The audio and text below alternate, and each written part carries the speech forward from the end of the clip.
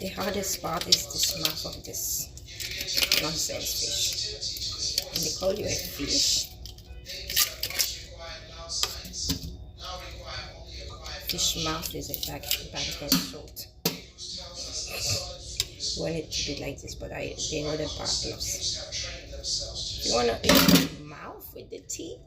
Ew.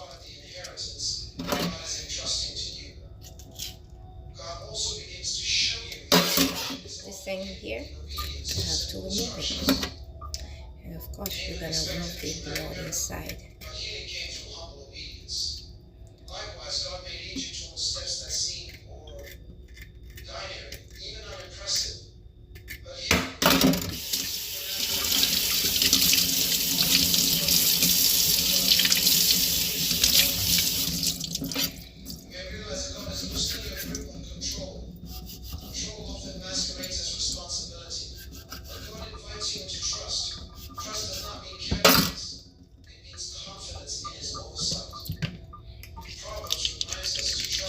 The lemon, so you even put it in the lemon.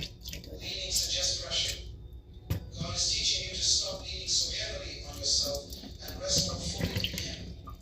As trust grows, anxiety loses its authority. Anxiety once consumed you, folks, kept you awake, pressured your decisions.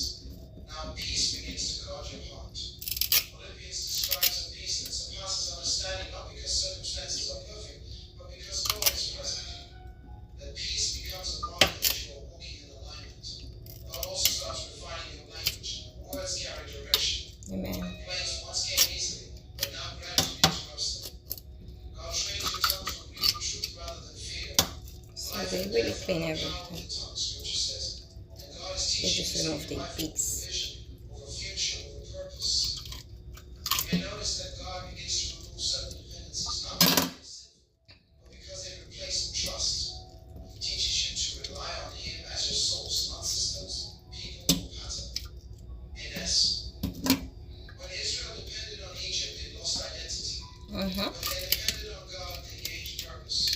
Dependency on God strengthens identity. I hate this fish mouth. God is also inviting you into deeper humility. Humility keeps blessing from corrupting character. Humility does not deny. I need a pair of scissors with cooking scissors. I had that in school.